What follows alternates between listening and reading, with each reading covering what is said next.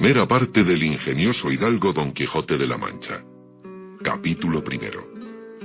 Que trata de la condición y ejercicio del famoso y valiente hidalgo Don Quijote de la Mancha.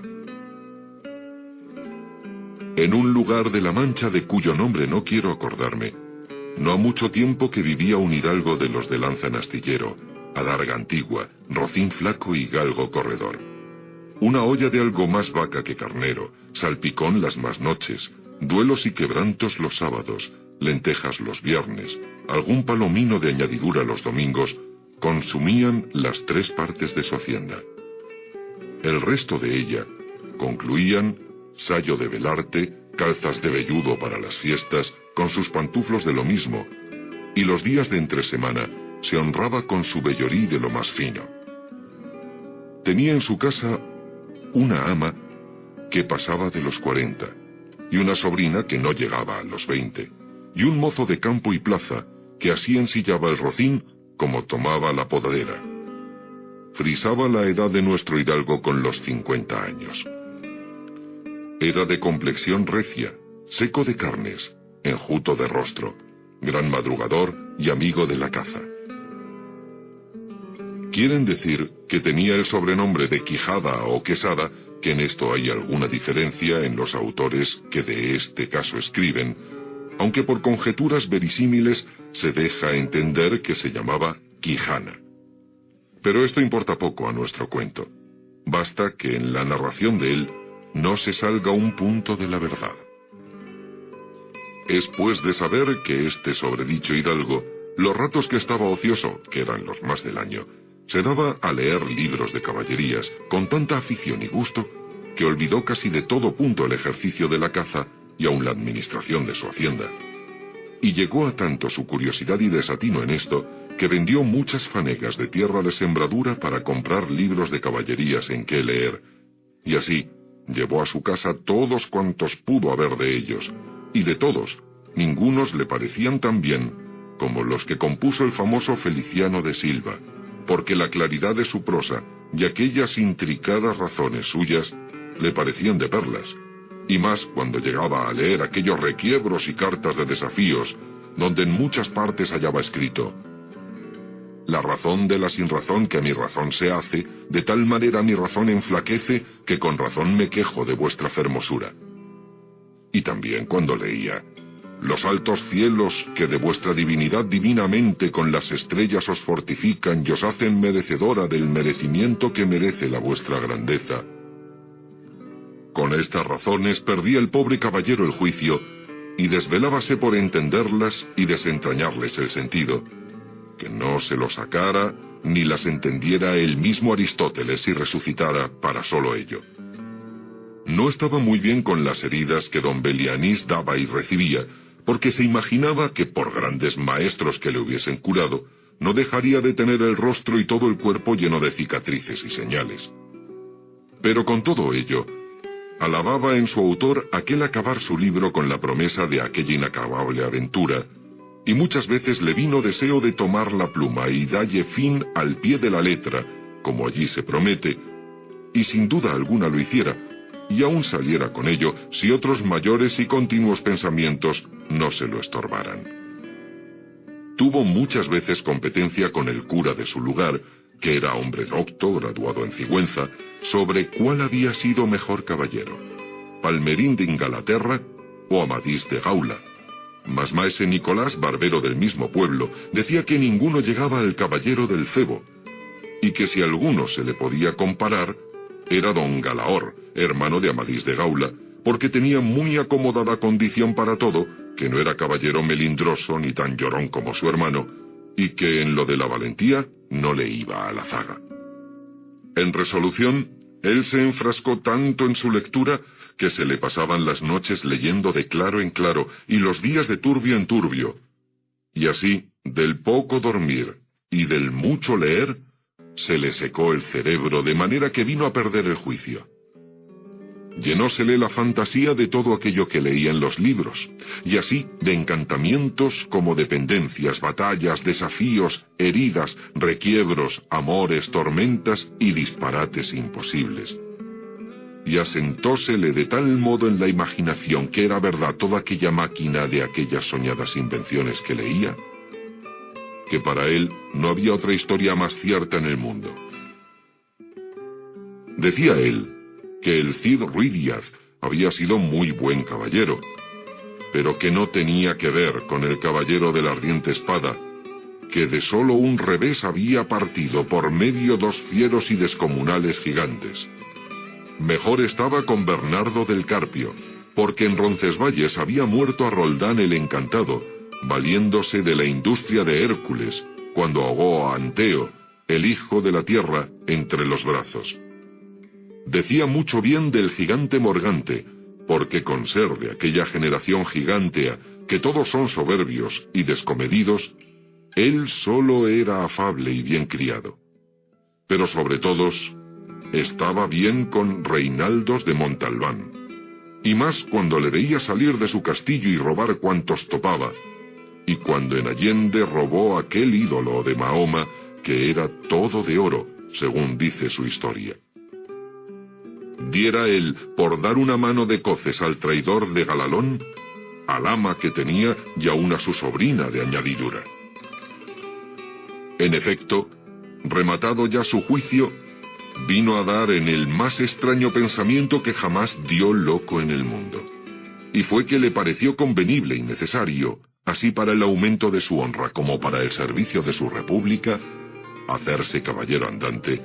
y irse por todo el mundo con sus armas y caballo a buscar las aventuras y a ejercitarse en todo aquello que él había leído que los caballeros andantes se ejercitaban, deshaciendo todo género de agravio y poniéndose en ocasiones y peligros donde acabándolos cobrase eterno nombre y fama. Imaginábase el pobre ya coronado por el valor de su brazo, por lo menos del imperio de Trapisonda, y así, con estos tan agradables pensamientos, llevado del extraño gusto que en ellos sentía, se dio priesa a poner en efecto lo que deseaba. Y lo primero que hizo fue limpiar unas armas que habían sido de sus bisabuelos, que tomadas de orín y llenas de moho, luengos siglos había que estaban puestas y olvidadas en un rincón. Limpiólas y aderezólas lo mejor que pudo, pero vio que tenían una gran falta, y era que no tenían celada de encaje, sino morrión simple.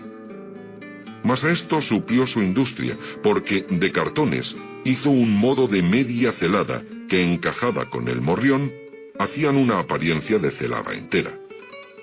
Es verdad que para probar si era fuerte y podía estar al riesgo de una cuchillada, sacó su espada y le dio 2 golpes, y con el primero, y en un punto, deshizo lo que había hecho en una semana. Y no dejó de parecerle mal la facilidad con que la había hecho pedazos,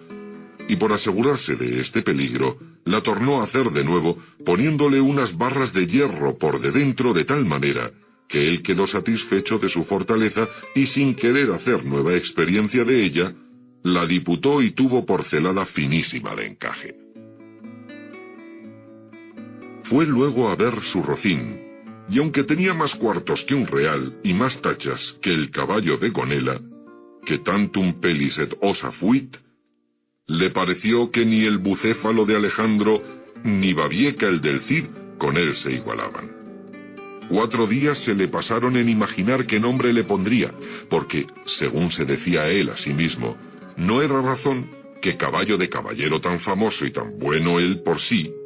estuviese sin nombre conocido, y así procuraba acomodársele de manera que declarase quién había sido antes que fuese de caballero andante, y lo que era entonces, pues estaba muy puesto en razón que, mudando su señor estado, mudase él también el nombre, y le cobrase famoso y de estruendo, como convenía a la nueva orden y al nuevo ejercicio que ya profesaba. Y así, después de muchos nombres que formó, borró y quitó, añadió, deshizo y tornó a hacer en su memoria e imaginación, al fin le vino a llamar Rocinante, nombre a su parecer alto, sonoro y significativo de lo que había sido cuando fue Rocín, antes de lo que ahora era, que era antes y primero de todos los rocines del mundo.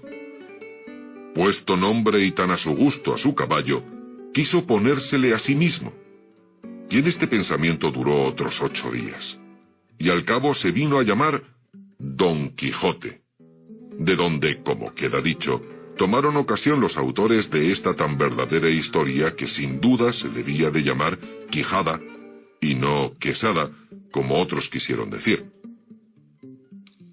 Sé que el valeroso Amadís no sólo se había contentado con llamarse Amadís a secas, sino que añadió el nombre de su reino y patria por hacerla famosa, y se llamó Amadís de Gaula. Así quiso, como buen caballero, añadir al suyo el nombre de la suya y llamarse Don Quijote de la Mancha, con que a su parecer declaraba muy al vivo su linaje y patria y la honraba con tomar el sobrenombre de ella. Limpias pues sus armas, hecho del morrión celada, puesto nombre a su rocín, y confirmádose a sí mismo, se dio a entender que no le faltaba otra cosa sino buscar una dama de quien enamorarse, porque el caballero andante sin amores era árbol sin hojas y sin fruto y cuerpo sin alma. Decíase él: si yo por malos de mis pecados o por mi buena suerte me encuentro por ahí con algún gigante, como de ordinario les acontece a los caballeros andantes, y le derribo de un encuentro, o le parto por mitad del cuerpo, o finalmente le venzo y le rindo, ¿no será bien tener a quien enviarle presentado, y que entre y se hinque de rodillas ante mi dulce señora y diga con voz humilde y rendida: yo, señora, soy el gigante Caraculiambro, señor de la ínsula Malindrania, a quien venció en singular batalla el jamás, como se debe alabado caballero, Don Quijote de la Mancha, el cual me mandó que me presentase ante vuestra merced para que la vuestra grandeza disponga de mí a su talante? Oh, cómo se holgó nuestro buen caballero cuando hubo hecho este discurso, y más cuando halló a quien dar nombre a su dama. Y fue, a lo que se cree, que en un lugar cerca del suyo había una moza labradora de muy buen parecer, de quien él un tiempo anduvo enamorado, aunque según se entiende ella jamás lo supo ni le dio cata de ello. Llamábase Aldonza Lorenzo, y a ésta le pareció ser bien darle título de señora de sus pensamientos. Y buscándole nombre que no desdijese mucho del suyo, y que tirase y se encaminase al de princesa y gran señora,